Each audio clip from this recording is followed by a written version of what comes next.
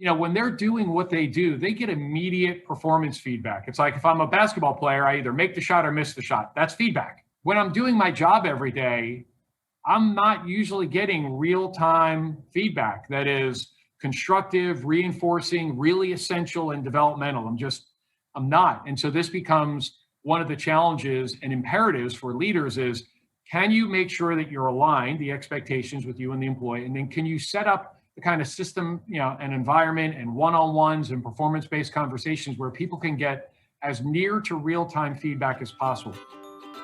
Welcome to the HR L&D Podcast with your host, Nick Day, CEO and founder of JGA Recruitment, specialist HR recruiters.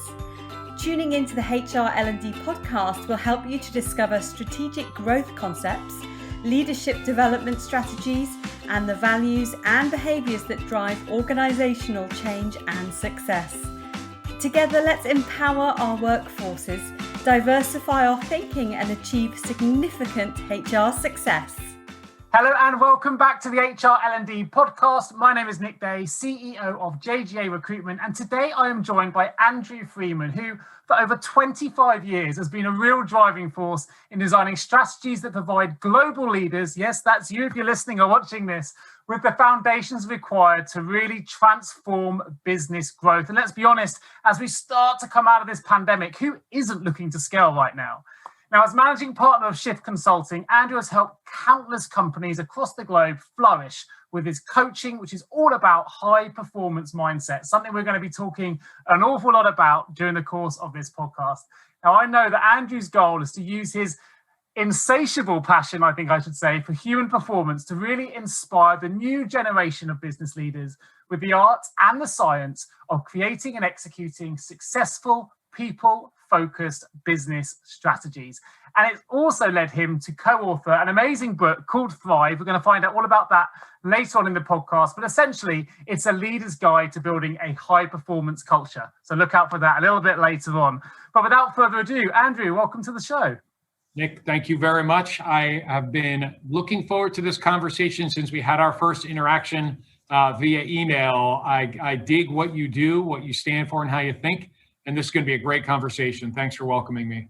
Super kind. I'm looking forward to it equally. The book's fantastic. We're going to find out more about that. Who isn't interested in building high performance cultures? I know that I am. So listen, before we jump into that, let's have a quick deep dive into your background. I mean, you've been doing this for 25 years, right? So tell us and the listeners a little bit about your journey that's led you on to this HR L&D podcast with me today.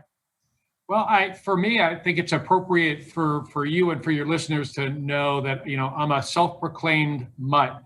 I'm a dog lover, which is maybe part of why I say that, but I'm a mutt in this way. My mom was an elementary school teacher. She was in education for about 36 years. My father was a high-level sales exec and sales leader. And so I've always had this interesting blend of this crazy passion for learning, acquiring new knowledge, deep curiosity, while also really being driven to achieve, just incredible exemplary results.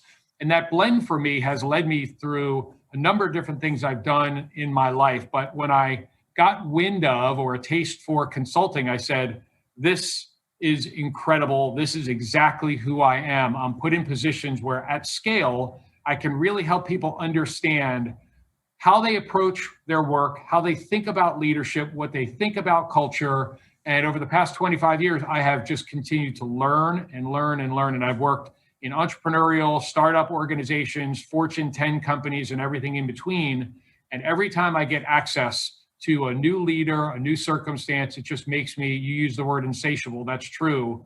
I have this insatiable, voracious appetite to just learn more so I can help people unlock whatever is really locked up inside of them around being their personal best and their organizational best. So that's been the journey for me, just continuing to learn, continuing to contribute, and leaving every interaction, Nick, with the other person or people feeling more inspired, more equipped, more knowledgeable, more access, just more than less. That's me. Amazing. Love it. Well, look, a lot of people listening to this right now, certainly myself, we try to be good leaders. We try and inspire those around us, but often, particularly, we're coming out of a really difficult time. We're often really head down. So we don't always have time to lift our heads up and think about how we're coming across as a leader, whether or not we even are a high performance leader in those words. So when you talk about high performance leaders, and in particular how they contribute to developing high performance cultures, can you tell us a little bit more about what that means to you, and what a high performance culture does, or what a high performance leader might be, if you were to describe one? I can. I'm going to start. I'm going to start just by talking a little bit about clarity. Right. When it comes to high performance, people will often, when I first meet the leaders, they'll say, "Oh, well, we have a high performance culture. We're all high performers. Everybody here is high performing." And as we unpack that a little more, and I seek to understand what they mean by that, really what they're talking about is they're high functioning. Their people are really busy. They're getting a lot of things done, but that's not high performance. High performance, said, the way that I think about it, my research and my work means this.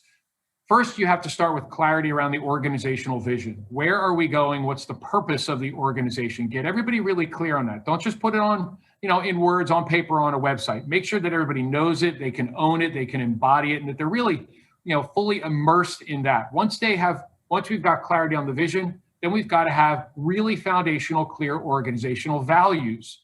What matters the most to us? I'm not just talking about revenue and EBITDA. I mean, what do we really value? Again, not on paper, but in life, in our behavior, in the way that we think, and the way that we operate.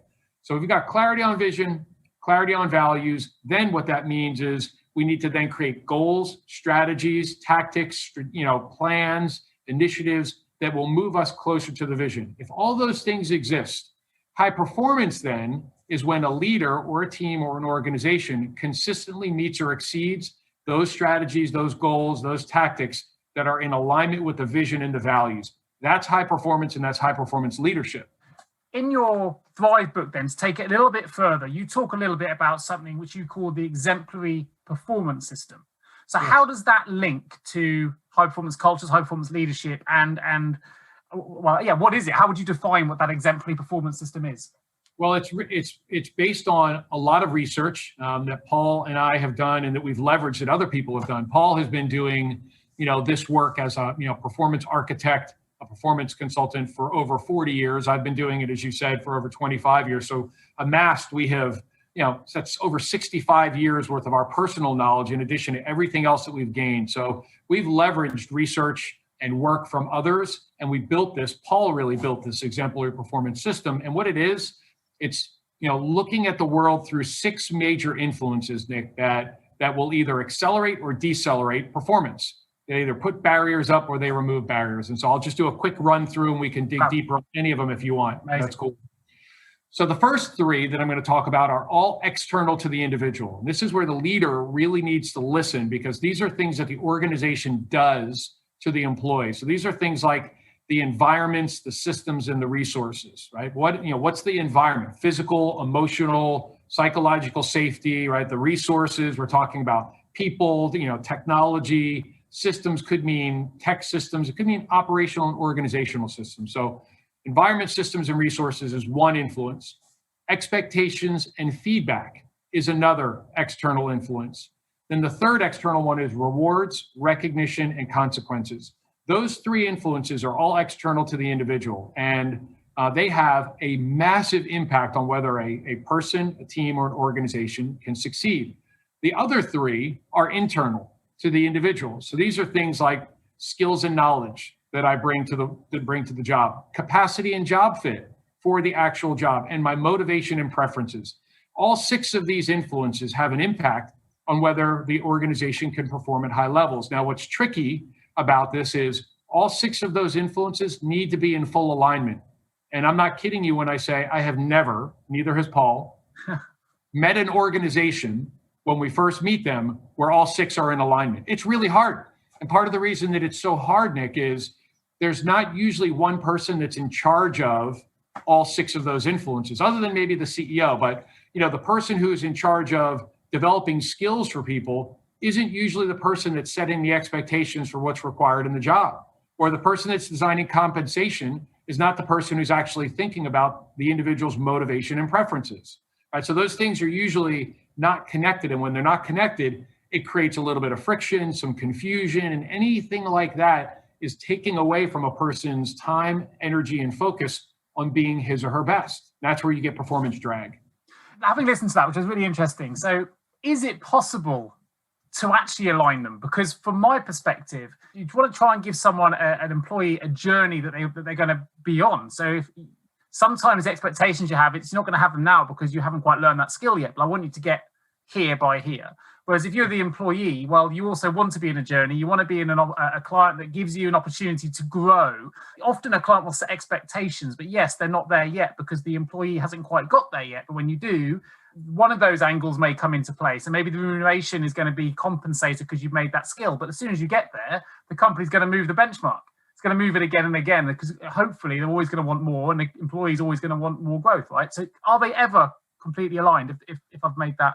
It's about clarity. I don't know if I've been completely clear with my question, but I think you are. I'll try to answer it. If I miss it, you'll tell me, and we'll keep rapping about it. It's really hard, but it is possible to create alignment. What it takes is, at the senior most levels in the organization, really tight alignment. And I talk about this not just in the book, but just in general in the work that I do. It all starts with defining success.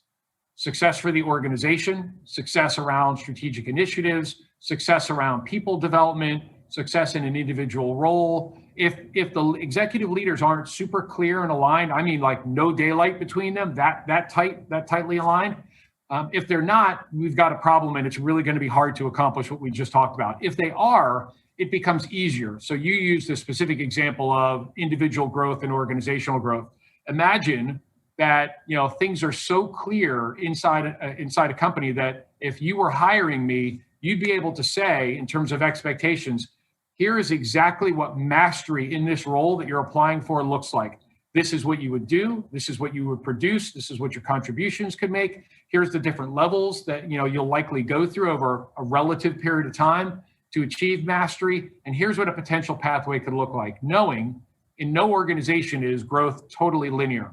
And so what it requires is really open, consistent dialogue between manager and individual contributor around, in this case, using you and me again. Me as the individual, what are my goals? What are my aspirations? What do I want to learn? How am I taking responsibility for my growth? And then you, as my leader, making sure that you're connecting me, you're coaching me, you're mentoring me, you're giving me exposure to opportunities where I can not only expand my skills, but I can increase my contribution. And then from there, it becomes like a little bit of a choose your own adventure in an organization. As I'm learning new things, I'm discovering new things, I become passionate about new things.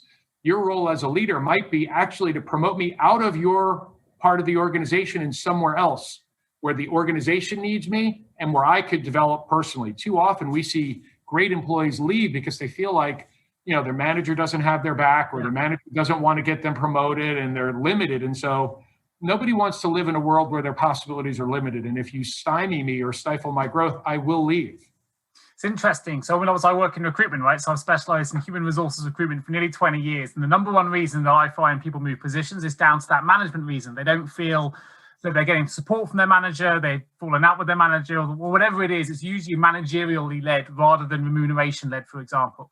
So taking that into consideration, from those 6 pillars that you mentioned, 3 extrinsic, 3 intrinsic, which has the biggest impact on performance culture? Because from what you've just said, it would suggest to me that management piece probably has a greater influence on performance culture than remuneration, for example, because you feel happy at work, money's less important. But you may say different. You may say all 6 are equally important, but I'd love to know what you think.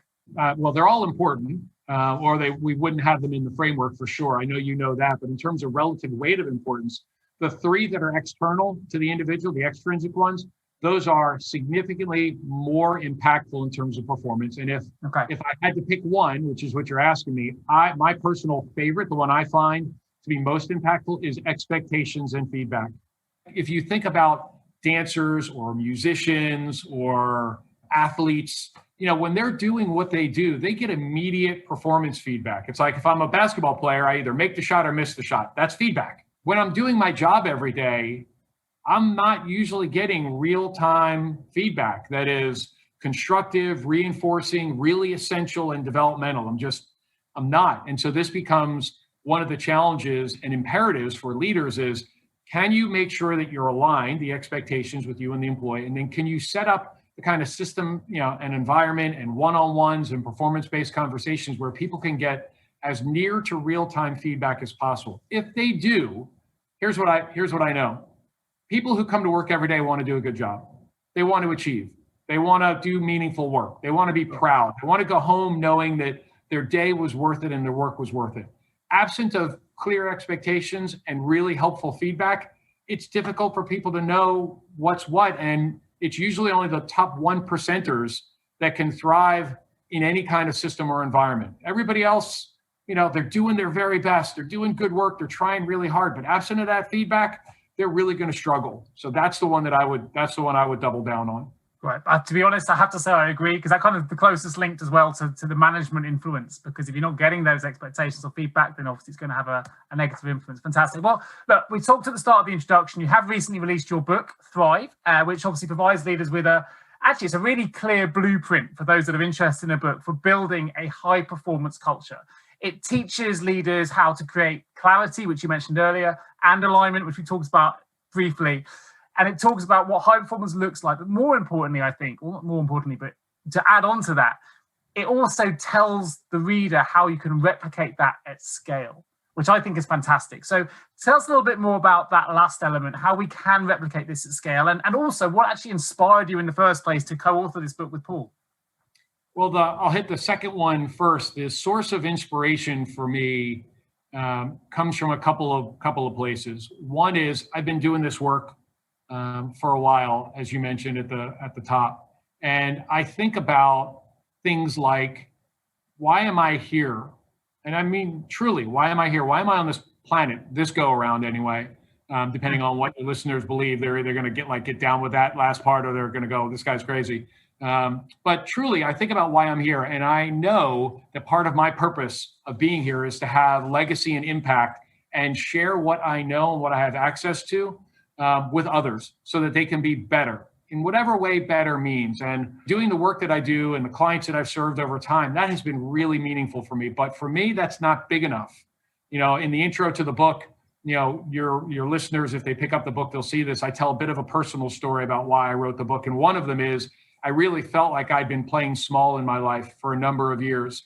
And for whatever reason, afraid of a bigger stage, afraid to share what I know, afraid that people might not think it was worthy or that I'm not worthy. I've got as much self-doubt as anybody, in the world. I just have learned to harness it better. And I felt like this book was a way for me to share what I know, have that impact and legacy, and literally give away what I know to be the most critical factors around driving a high performance culture. I wanted this to happen at scale, even if I'm not consulting with people, for them to read it and go, holy moly, this is not just an interesting read. I can use this. I can put this into play immediately. That was really important to me and to Paul when we wrote this. We didn't want it to be academic only. We wanted leaders to read it and go, got it, can do this. I can transfer it right now.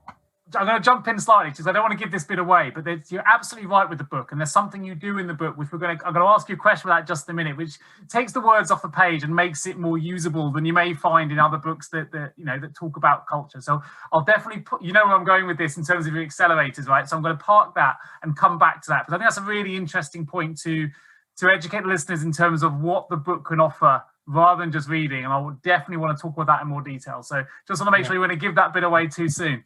Absolutely. I also don't want to forget your first question about replicating at scale. How do you do that? How does a leader do that?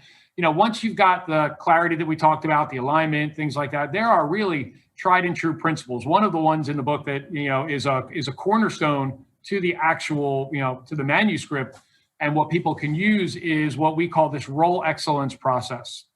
This is a way that leaders can really replicate at scale. So it's a time-tested, proven, scientific way that we go about understanding what high performance looks like. And what we recommend is for leaders to really look at roles that are most critical to driving the highest impact business results, and also where there's the greatest number of people in that role. Oftentimes that's customer success or sales or operations. You just think across your entire enterprise. And the way that that we leverage this process at scale is to really define and create this blueprint of high performance, which includes what we call outcomes. These are the things that the people in the role need to produce. It's not what they do, it's what they produce. To understand the specific tasks that are most critical to produce those things, And then also to highlight accelerators and barriers that, that might make it easier or harder to do the work. By studying the people who are absolutely the best in the role, we're able to produce this blueprint. And here's the scale part. Once companies and leaders have the blueprint, they can completely rewire the way they recruit, interview, hire, train, onboard, do their training and development, programs, career plan, succession plan, all that. You get to strip out so much waste. We have seen, leaders reduce the time that they take people out of the field and what they spend on training, reduce it by upwards of 30%. That's massive economic impact to the bottom line, just on the cost saving standpoint. And then the performance impact on the upside is also exponential. So that's the way to replicate it at scale. It's first start by defining what excellence really is, and then rewire all those other points to make sure that it aligns with this new standard. That's how you create it at scale. Have you ever asked yourself, how can any recruiter understand my HR recruitment challenges? Please don't give up on your hiring challenges just yet. Here at JGA HR Recruitment, we appreciate the difficulties associated with attracting, recruiting, and retaining top human resources talent. We also understand just how costly a poor hire can be. JGA HR Recruitment would like to partner with you to help you overcome your hiring challenges. Contact us today on 01727 800 377 or visit jgarecruitment.com to find out more. Right, so I specialize in recruitment, but so often hiring managers responsible for doing their own recruitment, you would think, because they know what they want, doesn't make them great recruiters, doesn't make them great interviewers. And there's a lot of inefficiency in the chain because they know what they want, but recruitment's a skill. Interviewing is a skill. Onboarding is a skill. And often hiring managers, particularly in other sectors, they've never been trained in those elements. They just know they need to hire somebody, right? So it's those individuals without that training, without that skill that are involved in that process. And that's why there are specialists out there that can support it. But it's a good example of where there is inefficiency in a chain. And if you identify that and put the right people in the right places, then you can really maximize your efficiencies. I'd love to know from your perspective, if you've got an example of where you've gone, you've worked with a client where you actually sort of implemented this blueprint, worked with them and saw some real fantastic results on the back of the transformation, the change. Yeah, absolutely. I can think of one in particular that just pops to mind right away. That's pretty compelling. All the work that we do, and I mean this but in this one particular client, there were a couple things that were going on for them. One is they're in a highly competitive industry, transforming very fast. The industry is. They've grown by acquisition a lot over time, and what they were finding was, their brand reputation wasn't great. They fashioned themselves as being the employer of choice, and they were just struggling to actually make that true. And so they were having a tough time hiring great people, and they were losing their current great people. Okay. And so there's a lot of work that we did, but it included this role excellence process and rewiring everything that I just mentioned. And what they saw once we got this process in place was, bottom line savings. They've reduced their recruiting costs and their hiring mistakes by over $400,000 a year. That is significant. And then on the upside, from a revenue standpoint, once we got this stuff in place, and they already did a lot of things right. They weren't completely broken. So I'm not painting it like that. So they were good, but they wanted to be great. On the top line revenue, once we got this installed, they hit their revenue goals, their street expectations 2 years in a row, 24 months, month after month after month after month. They continued to beat the expectations they set to the street. They were setting the pace for everybody in the industry. It can work like that. It really can. Bottom line savings, top line revenue growth, and where people are really feeling a greater sense of purpose, a greater sense of passion, a greater sense of pride. Being in the business you're in, I know you're familiar with, the platform Glassdoor. Their Glassdoor ratings went up. Their approval rating of their CEO went up. Their brand image went up. It became easier also for them to recruit people. They had people knocking on their door saying, can I come work here? Really good people, as opposed to, hey, we got to go find people. How are we going to do that? It really changes the whole dynamic. And that's just one example of what happened. It's a great example. How often then in your line of work do you see a disconnect between the brand message, i.e. we're a great place to work, and the reality? Number one. And number two, how often do you see a disconnect between the internal side, so the values and missions that may be plastered on in a memo, a board, whatever it is, but actually they're not necessarily living the values, or even employees don't always know what the values are because they were written so long ago. Is that are both of those quite common disconnects? They are, yeah. My answers were going to be a lot and a lot. They are quite common disconnects, and it shows up a bit like this because everything that you said around hiring, and recruiting, and it's part of the reason why you do what you do and why you're so good at it is people aren't great at interviewing in general. Most often, people either don't use data or they ignore it during the hiring process, and we gravitate towards people that we generally like. Yeah. People who are sort of like us, who talk 100%. Like us, who laugh at the way things that we do. And because the interviewing and the hiring process is, not amazing in many companies, the expectation piece is set wrong. And the interviewer and the interviewee are so focused on impressing each other and trying to sell each other on why this relationship should work that they don't get down to the fundamental things of what's it actually like to do the work here and how do I really think as the individual and how will I operate? So what winds up happening is, anybody can be anywhere for 6 months and be happy. Honeymoon phase, right? Sure. And then all of a sudden, people start to go, well, this job isn't exactly the way that I thought. And my boss isn't super supportive. And I'm finding it really hard to get my work done. And then the boss is like, wow, I thought Andrew was going to be better than this. I'm starting to see some things I didn't see in the interview.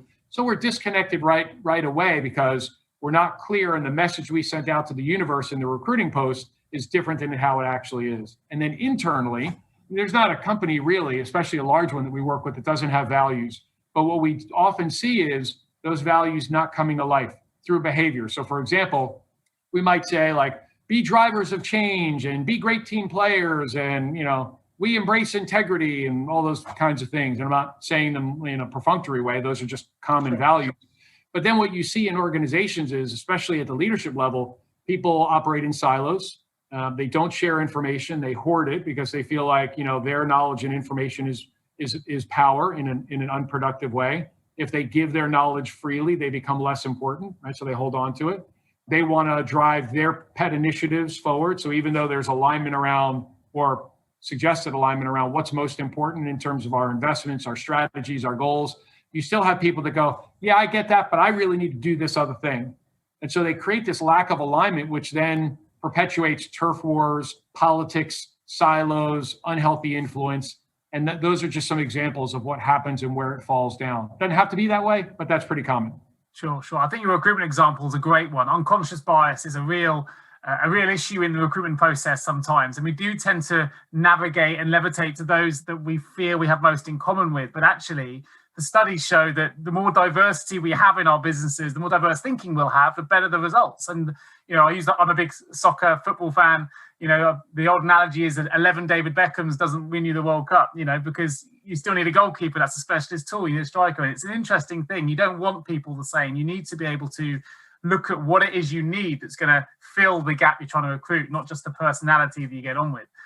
So really well put, and it resonated with me as a recruiter. So I'm really glad I asked the question. I want to dive back to the book again, because I mentioned, I didn't want you to give it away too soon, but the book is amazing when it comes to life, much more than just the written word. You're not reading it and sort of taking it all in, because you give access to a number of downloadable tools, templates. You've named them accelerators. I think there's 20 in the book that people can actually utilize to really help leaders implement the processes and practices that you talk about. So it's not just taking it off the page and interpretation. Actually, you've got tools and templates to really drive that and add value to your business straight away. I wonder if you could tell us a little bit more about what those accelerators are, how you name them, and how they really help drive performance. Sure. Yeah, the things that, as I mentioned before around the practicality and the usability of this, Paul and I really thought about the work that people need to do to drive successful transformation in these high performance cultures. And we looked across the processes, the methodologies, the frameworks that we use, and we said, where are the most common pain points and where can we help people really take it, as as you're talking about, from concept and their interpretation to actually something that they can use today. Because you probably have, I'm looking at your bookshelf. You got a lot of books on your shelf. A lot of people have books on their shelves, and they've read. People are well read. They listen to podcasts. They get great ideas. But the gap is, how do I translate that idea into action? It's tough to do. So, the kinds of things that we put in the book really they line up very well to our approach and our methodology. They include things like What are absolutely just great interview questions to ask? What's an objective interview scorecard look like? So that if you have a panel of interviewers, they're all thinking about and scoring the same way, and it doesn't become super subjective. Like, I like that person, I didn't like them. That's not a helpful way to make a hiring decision. We gave examples of the role excellence profile.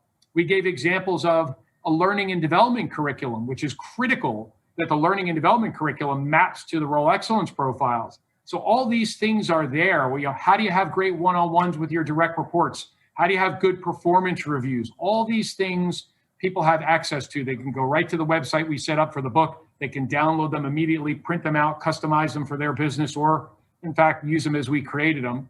The other thing that I would mention in the book, we did this very intentionally also, in addition to the accelerators, is we created these reflection moments, which I know you're familiar with. So Thrive Reflections at the end of every chapter, and sometimes even more than that, we put pauses in there and we asked specific questions so that the readers could think about what they just read and how it applies to their work. So think about a strategic initiative that went well or didn't. Think about a hiring mistake and what they could learn. Think about a role that's most critical to the business success and how much variability there is in performance right now. Those kinds of things, so that as people are zooming through this, it pauses them a little bit and makes them really stop and think and go, so what am I taking from this? And what can I go do as a result of what I just read and what I just learned? That was really important to us, to give people the access to those tools that you mentioned, but also stop them and cause them to just think a little bit more. Sure. And actually, I'm really glad you mentioned that, because right at the top of this podcast, I talked about one of the problems I have as a leader. I know others will have it too, is we're so busy all the time that we're so head down. We don't lift our heads up and reflect and think. And those reflective statements is a great example of where you have an opportunity to lift your head up and think strategically about how you actually want to improve the performance of whatever it is you're working on, or your culture or your team or whatever. I don't do that enough. And people don't, because it's one of that old adage of there's never enough time. But actually, we need to factor that time in, because if you use it wisely, it can have amazing results, which, as of course, your work and your book have shown. So, last question, really, because in your book you also talk a lot about mindset. It's a really hot topic at the moment. So, positive mindset, resistance, and resilience, and them all being really fundamental elements of a high performance culture. So, tell me more about those three aspects. Sure. The resistance and resilience could be one of my favorite parts of the book, because the days where people say things like, it's not business, it's personal, or work and personal are separate. They're not. They're more commingled than ever. We've got to, Adam Grant used a phrase that I really like recently called work-life rhythm. We've got to establish this rhythm, and we've got to realize that all of us deal with stuff every day, all kinds of stuff in our minds, in our lives, at home, at work. Those things, again, are commingled. And so resistance and resilience, said another way, is about understanding our light self and our dark self. So every day we're going to meet resistance. Resistance comes up like, what am I afraid of? What kind of doubt do I have? What kind of worry do I have? Where's the unhealthy stress? Where am I playing small, right? Those kinds of things. The light self is about resilience, and it's about, operating with hope and faith. And I don't mean religious faith. I mean faith that we're going to get through this. Example would be, all of us, you and I recording this podcast, and everybody that's listening to it, have all gone through incredible stress, trauma, difficulty, and challenges. And the reality is, every one of us has risen to and met those challenges. And I know that because we're here. Sure. So we can all do hard things because we've done hard things. And so just first, people understanding that those things are part of us, and not to shy away from those moments of resistance, not to try to avoid them. There's a saying that I love: the only way out is through. You can't avoid your aversions. It's like if you have a fear that you're not going to have enough money, or that you're always going to be in debt, you will accumulate more debt. If you're fearful that you're not enough at work, or you're not adding enough value, you will add less value. That is just the way that the brain works. We think things, and then we wind up behaving in a way that aligns with the things that we think. And so the mindset piece that supports the resistance and resilience is all about making sure that people have a strategy on getting their head right every day. Whether that's through gratitude, journaling, therapy, a combination of those things, but really thinking about what is your worldview. An easy example of this would be, New Year's resolutions. We're recording this towards the end of March. Beginning of January, every year people set all kinds of New Year's resolutions. Yeah. Oftentimes something to deal with like losing weight or stopping smoking or something like that. By this time every year, over 80% of people have quit whatever their resolution was. Well, why is that? It's like people try to lose weight, they try to stay healthy, they try to stick with an exercise program. And the research we've done and that we've read through folks like Carol Dweck, who wrote a book on mindset, and others, is because their head's not in the right place. They're not focused on why this thing is so important. Why is it important for me to lose the weight this time? Why is it a non-negotiable? What's attached to that? It's not, nobody's going to logic themselves into exercise. And we all know exercise is good, but we're more deconditioned than ever. Makes no sense. It's because people aren't getting their heads right. So the equation is get your head right. Think about what you're focusing on. Be aware of your aversions. Know that resistance is going to show up. And find ways that you can bring your light self or your resilient self to work and your personal life every day. That's really the equation. It's easily one of my favorite parts of the book. Great, fantastic. Well, I think why is a really important one. You talk about wellness, finding your why, which comes across a lot with the leaders I speak to, such as yourself. If you can find your why, ask yourself 3 times is often something I hear where I want to lose weight. Well, that's the first why, but why? And then you answer that question, then answer again, and you really find the true why, which can be really powerful. Talking of sayings, I've mentioned this before, my favorite, which isn't too dissimilar, is life isn't about waiting for the storms to pass, it's about learning to dance in the rain. It's about keeping that positive mindset, which I love anyway. So anyway, this has been a great chat, Andrew. I know we could talk for a lot longer about a subject I'm really passionate about, but for those that want to find out more about you, more about your book, where can I direct them? Any links you'd like to share on the pod? Sure. The website that I mentioned, where there's podcasts like this one, is one of the places where this will live. Articles, interviews, all of the accelerators, and people can get the book. It's thrive.shiftthework.com. Thrive.shiftthework.com. And then for anybody who is on social channels, you can find me on the major ones. LinkedIn, Facebook, Instagram, Twitter. My handle is the same. It's A Freedman Thrive. I'm happy to connect with any of your listeners because people who are passionate about this podcast care about the same and similar things that I do, and I'd love to make those connections. Well, I'll definitely make all of those sites available so people can link. Just check into the show notes if you listen to this podcast. I'll have all those links available for you. Facebook, LinkedIn, the website, just to mention again, thrive.shiftthework.com. So do check that out as well. Lots of downloads, including some of those we've discussed on this podcast. So definitely go check that out.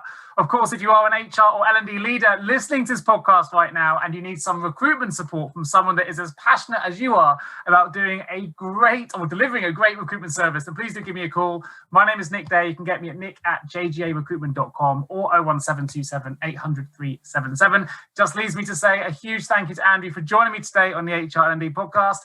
And I look forward to connecting to all of you again very, very soon. Take care of yourselves and each other. Thank you. Thank you, Andrew. Thank you. Thank you so much for tuning into the HR L&D podcast with your host, Nick Day, CEO of JGA Recruitment Specialist HR Recruiters. If you need any help with a current HR or L&D vacancy, then please get in touch with Nick and his team. All contact details can be found in the episode notes. In the meantime, to make sure you never miss a future episode, please subscribe to the show through any of your favourite podcast channels. Till next time.